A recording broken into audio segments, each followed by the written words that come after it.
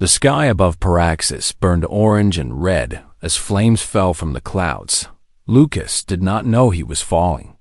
Wrapped in layers of emergency blankets inside a metal pod that screamed through the atmosphere, the pod hit the jungle floor with a sound like thunder.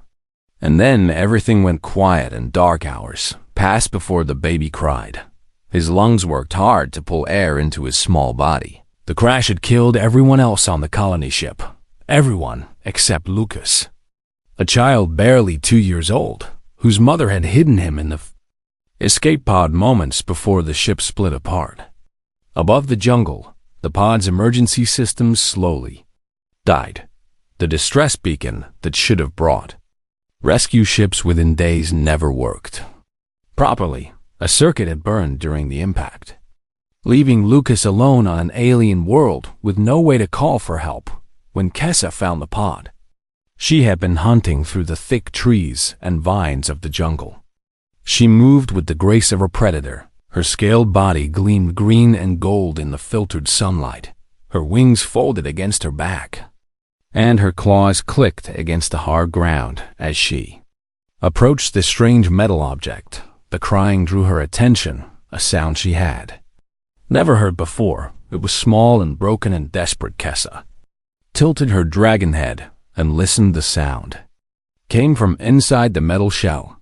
She used her claws to pry open the damaged door and looked inside. A tiny creature lay among the blankets, its skin pale and soft, its eyes squeezed shut in distress.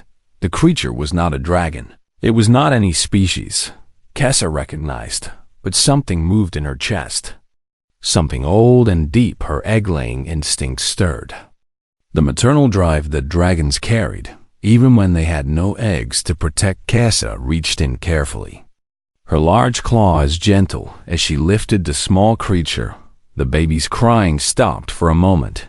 His eyes opened, and he looked up at the massive dragon face above him instead of fear. Something like recognition seemed to pass between them. Kessa made a soft rumbling sound in her throat, a sound that said everything would be well. She carried him against her warm chest, his tiny body secure between her front claws, and she flew toward her home in the volcanic mountains. Varth was hunting when Kessa arrived at their cave. He was a larger dragon than his mate, with scales that shone like burnished metal. His wings bore the scars of old battles, marks of honor from defending his family and his territory. He turned as Kessa landed, his expression curious. "What have you brought?" he asked, his voice deep and resonant. Kessa opened her front claws to show him the small human child. The baby looked at Varth with wide eyes and made a soft, gurgling sound. "A human," Varth said, not with anger, but with surprise. "Where did you find this?" Kessa explained what she had discovered about the metal pod and the crash from the sky. She explained about the crying and about the feeling that had moved through her when she held the small creature. Varth listened without interrupting. When his mate finished speaking, he looked at the baby for a long time. "This is unusual," he finally said. "The humans from the stars have never landed here before, and now one falls from the sky. He's alone," Kessa said simply. "His kind will die without warmth and food and protection. He needs a family." Varth considered this. The dragon code was strong, built on honor and strength and following tradition, but it was also built on protection and family. Varth had fought to protect his mate and his clan many times in that moment. He understood that protection sometimes meant accepting the unexpected. "We will raise him," Varth decided. "We will teach him the ways of the dragons. We will make him one of us." The other dragons of the clan reacted with mixed feelings. Elder Mirith, ancient and wise, warned that keeping a human was dangerous. He said the creature might grow to hate them or betray them. He said that humans from the stars were conquerors and thieves, but even Elder Mirith could not argue with Varth's decision. As Varth was the strongest and the most honored of their clan, days became weeks, and weeks became months. Lucas learned the names of things in the dragon language. His mouth could not form dragon speech perfectly. But the dragons were patient. They taught him which plants were safe to eat and which were poison. They taught him to recognize the warning calls that meant danger was coming. They taught him to respect fire and to understand that not all heights were safe for creatures without wings. The other dragons began to care for him too. Young dragons played with him, careful not to hurt him with claws or tail. An older female named Siska brought him food and watched over him while Kessa hunted. The dragons even made him a special resting place in the cave, lined with soft moss and heated by warm stones from deep beneath the mountain. By the time Lucas was 5 years old, he had forgotten he was ever human. He spoke the dragon language with an accent that made the other dragons rumble with affection. He understood dragon customs and dragon ways of thinking. He played with young dragons and listened to the old stories of the clan's history. He loved Kessa as a mother and Vorath as a father. Elder Mirith still watched him with ancient eyes, studying this strange human child who lived as a dragon. The ancient dragon had come to respect Lucas, though he still warned that strange futures often awaited those born between two worlds. On the day Lucas turned 5, Vorath took him to the highest peak of their mountain. The view stretched across the jungle and beyond to the distant cities of dragon civilization. Vorath pointed to the stars that were beginning to appear in the darkening sky. "Those lights in the sky," Vorath said, his voice rich with meaning. "That is where you were born. That is where your kind travels among the stars. But you are here now. You are ours, and we are yours." Lucas looked up at the massive dragon beside him, at the father who had chosen to raise him despite being different. "I know," Lucas said in his accented dragon speech. "This is my home. My family is here." Vorath made a sound deep in his chest, a rumble of satisfaction and pride. He spread his wings wide, and Lucas leaned against his warm scales as the sun fell below the horizon and the stars grew brighter above them. The years moved like seasons in the mountains. Lucas grew from a small child into a young man. The other dragons grew larger and stronger with each passing year, but Lucas remained small compared to them. At 20 years old, his body was fully grown, yet he barely reached the chest of a young adult dragon. His skin was still soft, still vulnerable, still clearly different from the hard scales around him. But his mind had grown in ways the dragons respected. When the dragons gathered for council, Lucas was allowed to sit among them. Vorath had made this choice years ago, and none dared challenge it. Lucas listened to the debates about hunting territories and seasonal migrations and the threats that sometimes came from the ocean. He listened, and he learned, and sometimes he offered thoughts that made the older dragons stop and consider new possibilities. It was during one of these councils that Elder Mirith brought concerning news. "The signals have come again," the ancient dragon said, his voice slow and careful. "From beyond our world, from the vast sky where the humans travel." "What kind of signals?" asked Vorath. "The kind that come from ships," Mirith replied. "The kind that mean others want to speak with us." Lucas felt something shift inside him. That feeling had been growing for years as he matured and understood more about what he was, a strange curiosity about humans, about the creatures whose blood ran through his veins, a desire to understand the galaxy beyond Paraxis. "Who were they?" Lucas asked, speaking up as was his right in council. The other dragons turned to look at him, Marath's ancient eyes fixed on the young human. "They call themselves the Galactic Council, the collective of many species who share the stars. They offer us benefits if we agree to trade our resources with them. They threaten us with force if we refuse." "What kind of resources?" Lucas pressed further. "The crystals beneath our mountains," Vorath said, his tone dark. "The ones we use for our own purposes. The ones that power our great cities. The ones that the younger dragons learn to shape and control in the training grounds. They are valuable," Mirith added. The Council knows this. Their desire for these crystals has grown stronger with each passing season of communication. The debate that followed was long. Dragons spoke of honor and independence. Some argued that the Galactic Council was too far away to be a real threat. Others warned that refusal might bring conflict. Varath listened to all views, then made his decision. "We will refuse them," he said, his voice final. "Paraxis has survived for thousands of years without the Galactic Council. We will not surrender our resources to strangers. We will not change our ways for beings who do not understand us." The Council accepted this decision, but Lucas felt unease in his chest. That night he could not sleep. He left the cave and wandered through the dark jungle. The abandoned crash site was still there, hidden beneath vines and moss. Lucas had not visited in many years, but something drew him there now. He found the remains of the escape pod, ancient and broken. He touched the cold metal with his hands and felt something stirring inside him.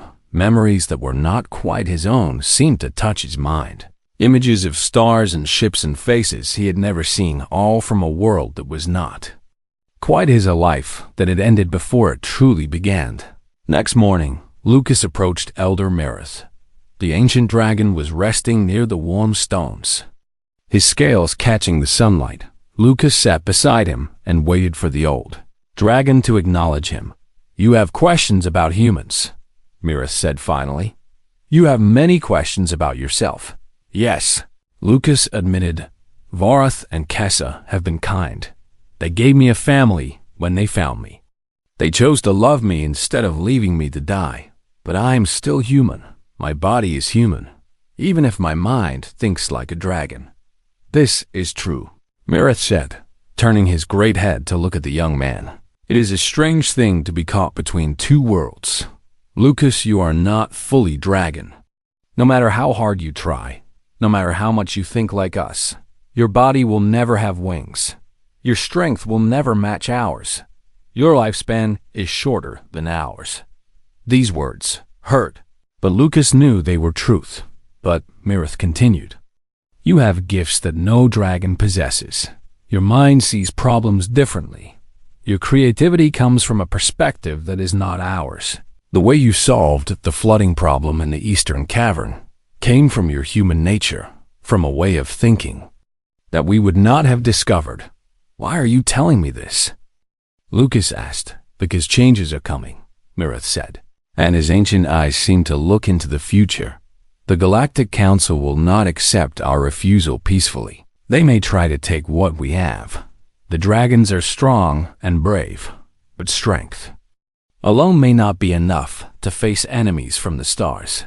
Mirith paused, letting his words settle.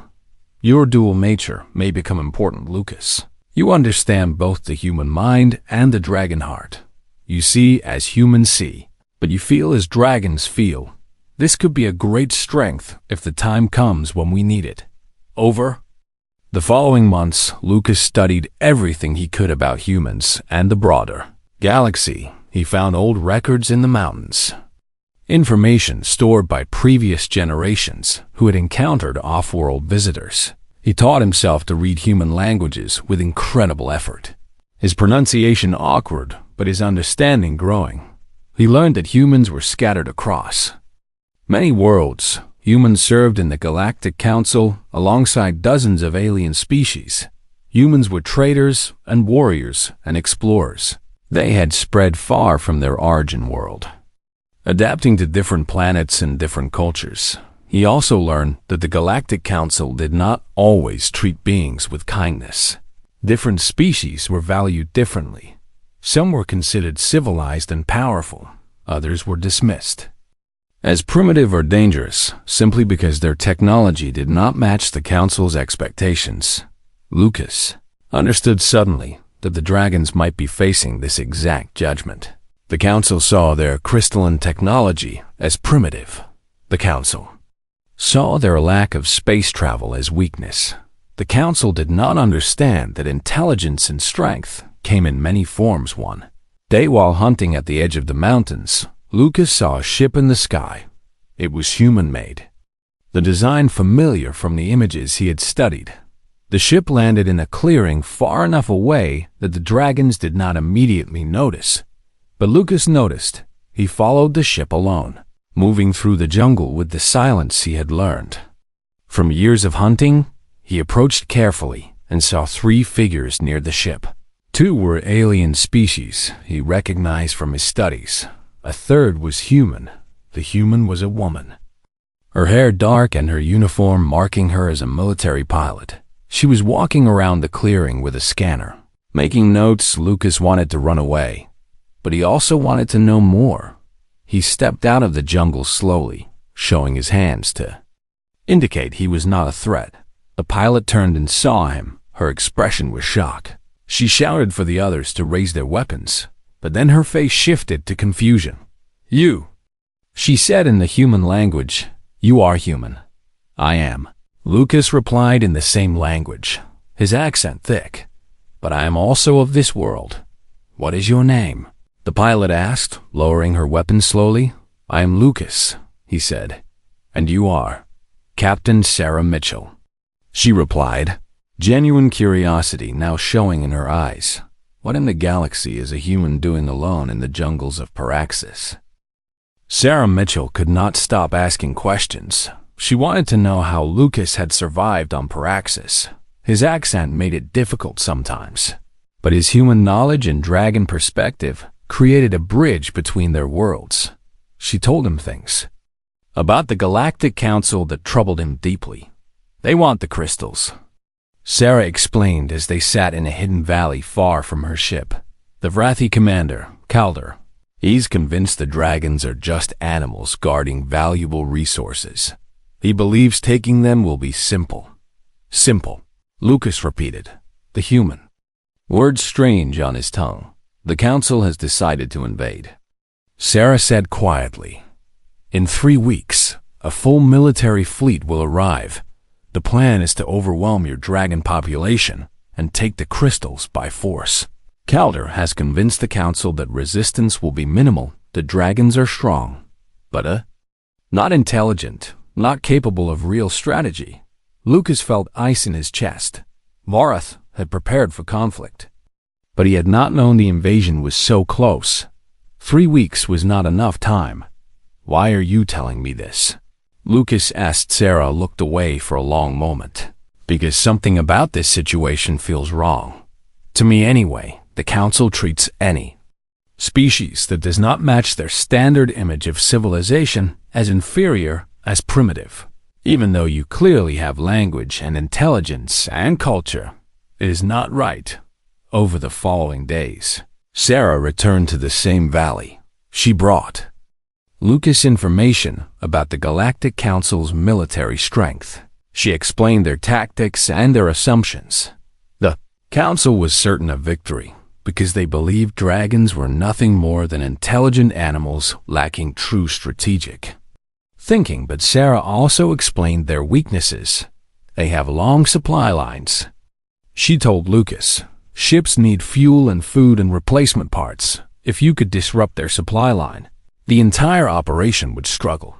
They also have a command structure that is rigid. Some leaders will not think creatively when their plans begin to fail. Lucas brought this information to Varath and to the Dragon Council. The dragons listened with growing alarm.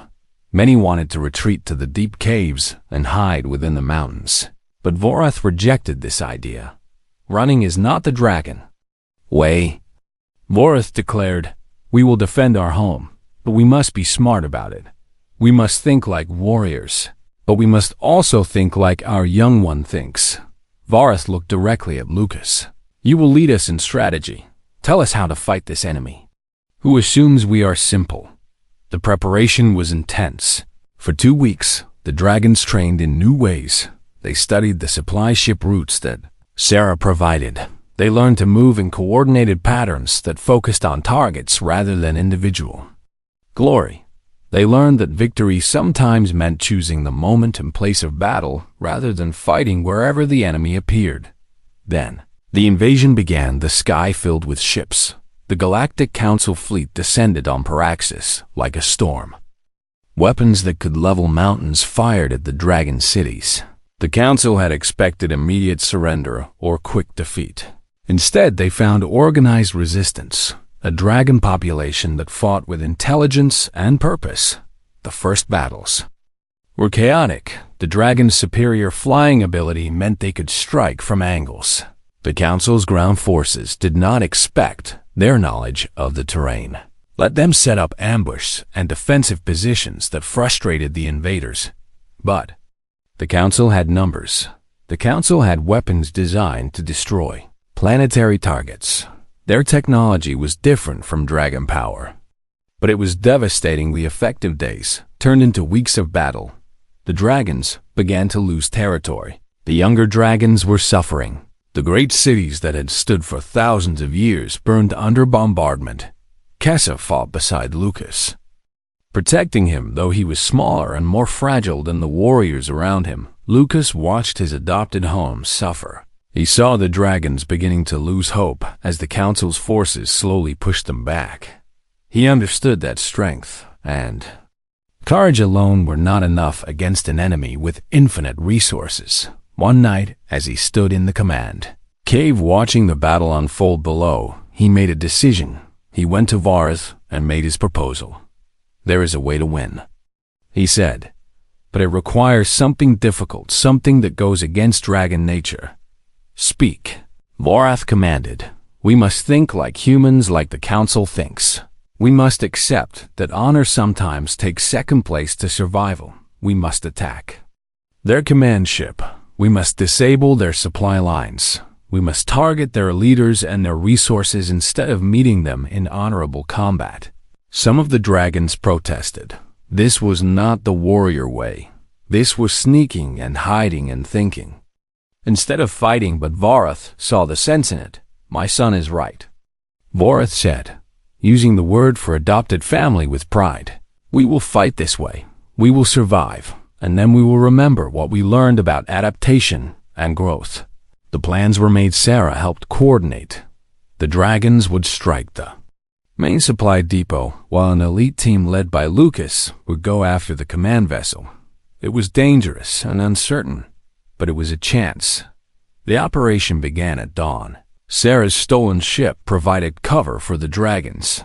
They struck the supply depot with precision, destroying months of food and fuel and ammunition.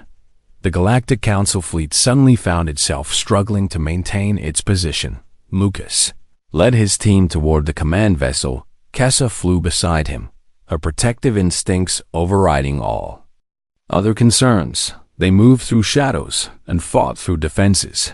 They reached the command center where Calder waited. The Vrathi commander was not expecting a human among the dragons. His surprise cost him. His guards hesitated for a crucial moment, and in that moment, Lucas and his team made their move. But then something changed. The guards fought back with renewed fury. Lucas was captured, pulled away from his team as the dragons retreated. They had damaged the command vessel, but not destroyed it. And now they had lost Lucas to Galactic Council. Captivative Wrath roared with rage and pain. His beloved son was in enemy hands, but even in his grief he understood they had won something.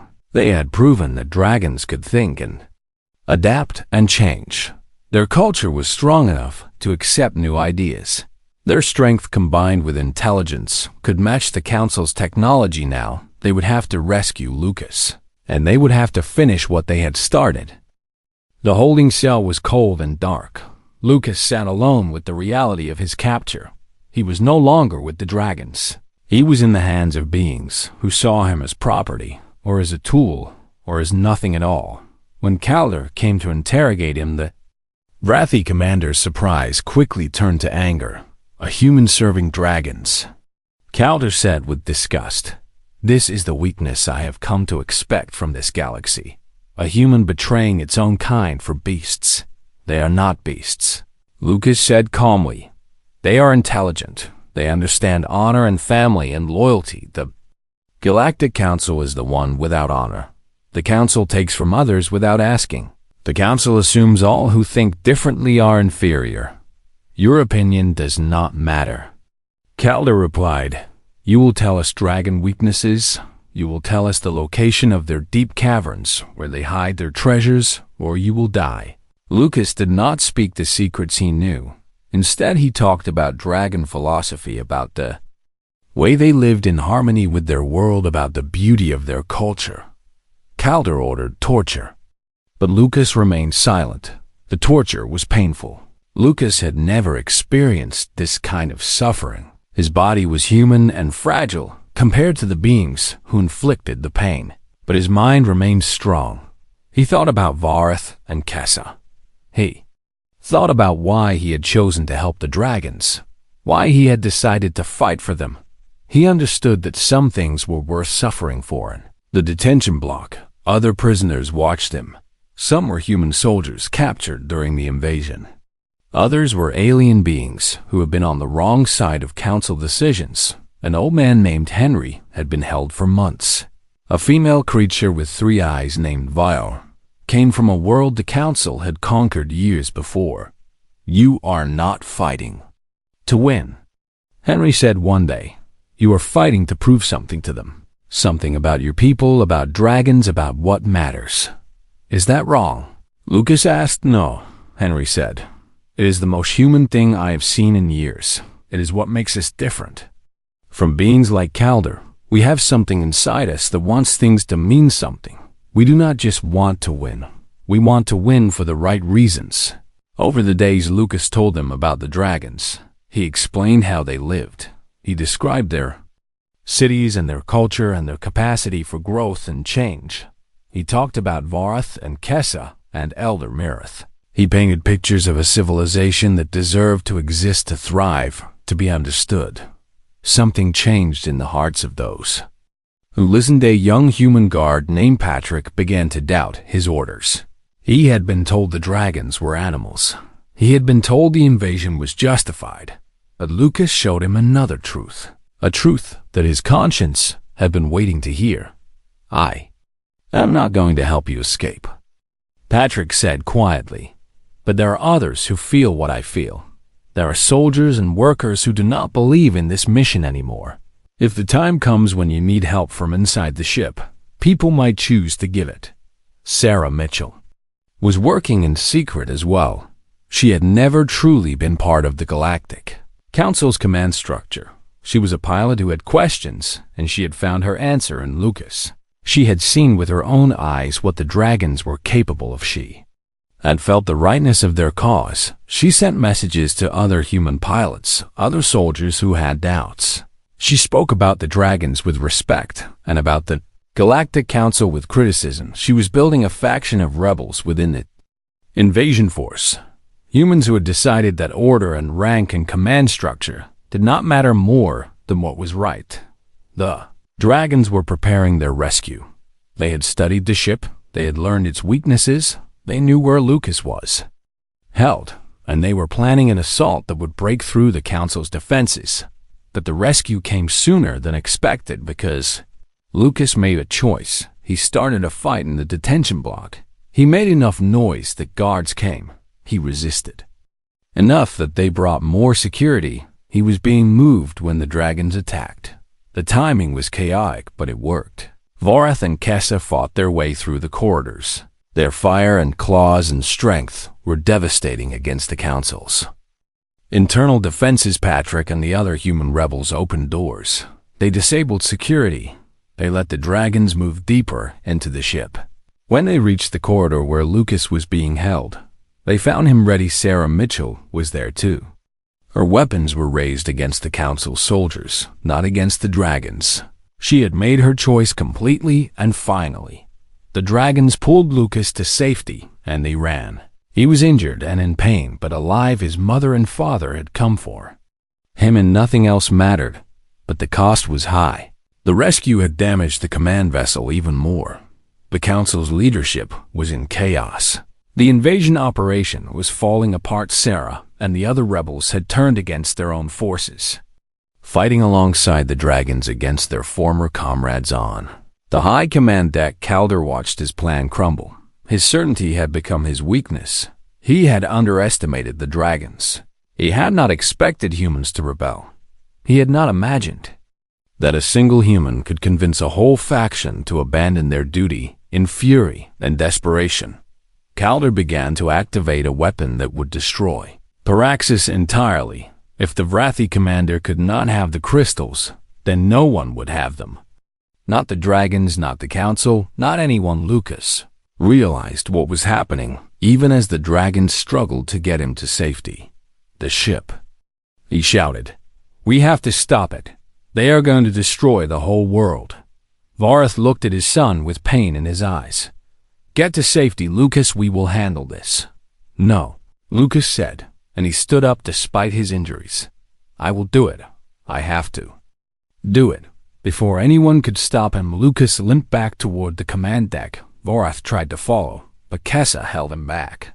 "Our son knows what he must do," she said softly. "He chooses to save them all even now, even knowing what it will cost."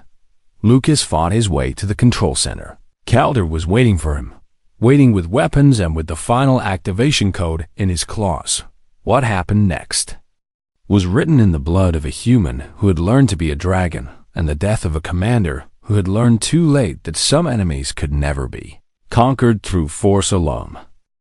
Lucas woke in a cave surrounded by warmth and the familiar scent of dragon scales. He could not move. His body was broken in ways that made even breathing difficult. But he was alive. Kessa lay beside him, head resting near his chest. Her eyes opened. When she heard him wake, she made a soft rumbling sound, a sound of relief and love. Her massive front claw came up carefully to rest near him without touching his injuries. "How long?" Lucas asked, his voice barely more than a whisper. 11 days. A voice said from the cave entrance. Vareth stood in the opening with the light behind him. His scales caught the sunlight and shone like gold. "We were not certain you would wake at all." "What happened?" Lucas asked. "You stopped the weapon," Vareth explained, coming to stand beside his mate. "You reached the control center and you fought Calder. You were both badly hurt, but you reached the system in time. The destruction code was never activated." "Is he dead?" "He is," Vareth confirmed simply. "The Vrathi commander who came to conquer us fell to your hand. The poetic justice of this would please Elder Mirith." "The Galactic Council," Lucas said, managing slightly more strength. "In retreat," Vareth said with satisfaction. "When their command structure fell apart, when humans began fighting beside us, when they realized they could not easily defeat an opponent they underestimated, the Council's fleet pulled back. They were injured and confused and unable to coordinate. The invasion failed, and the humans who helped us, Captain Sarah Mitchell and her followers, are treated with honor in our cave. They will choose whether to return to the Council or to remain here as partners in our new future." Over the weeks that followed, Lucas healed slowly. Human bodies were fragile, but they were resilient. His broken bones knitted together, his cuts and wounds closed. His strength returned gradually like a plant growing toward the sun, but something had changed in him. He could feel it. The experience of captivity and torture and sacrifice had transformed something in his soul. He was no longer caught between two worlds.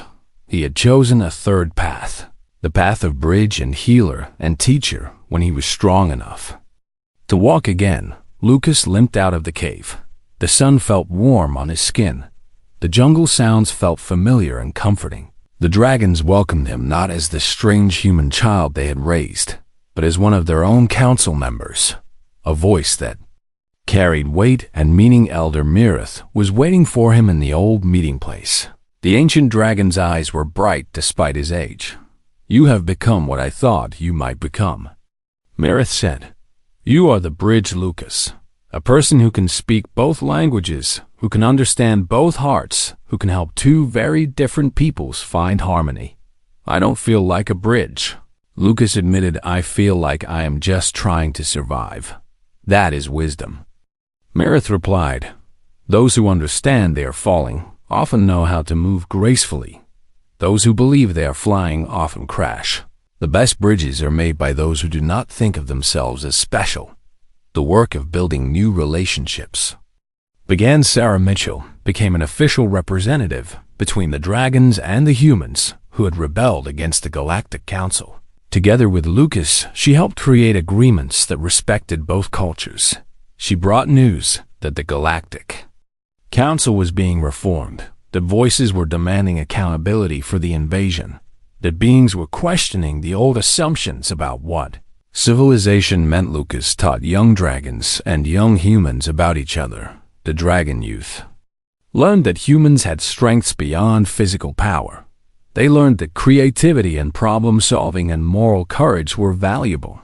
The human children learned dragon philosophy, learned about the deep time that dragons experienced away. They thought about family and honor, and the world Sarah brought word that more humans wanted to come to Paraxis.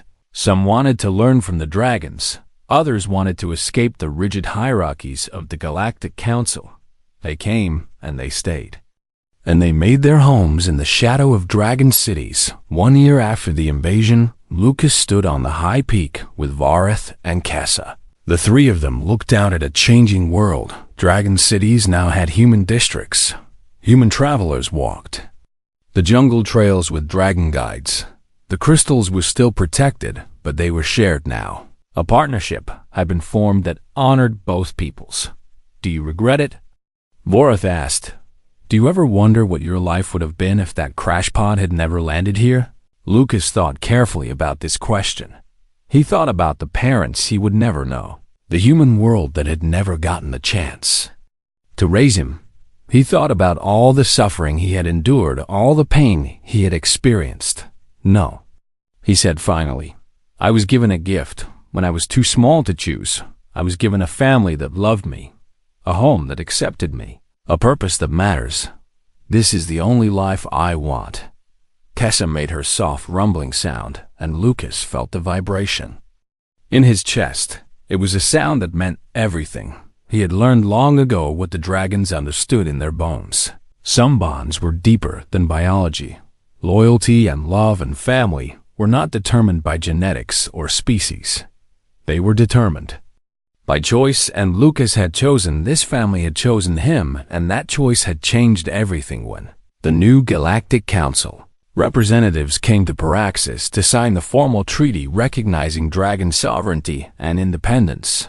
Lucas stood in the middle of the negotiation, not above either side, but between them, helping each understand the other, showing them that cooperation was stronger than conquest.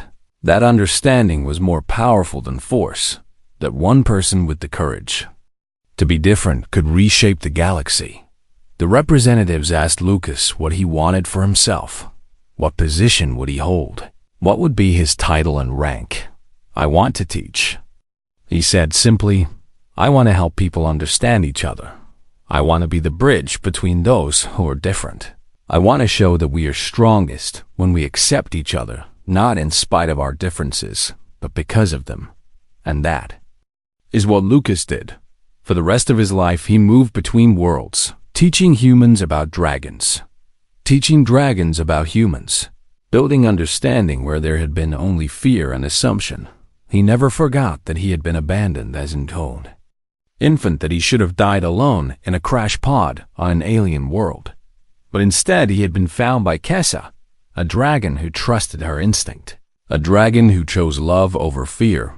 He had been given a second chance at life, and he had used that chance to change the galaxy. The dragons remembered this story. They told it to their young ones.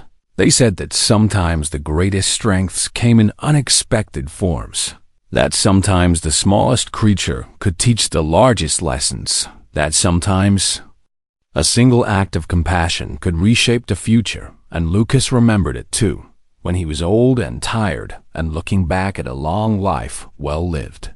He would think about the moment Kessa found him in the crash pod. He would remember that rumbling sound, a mother's voice, calling him toward life, toward family, toward everything that mattered. He was no longer simply human. He was no longer simply dragon.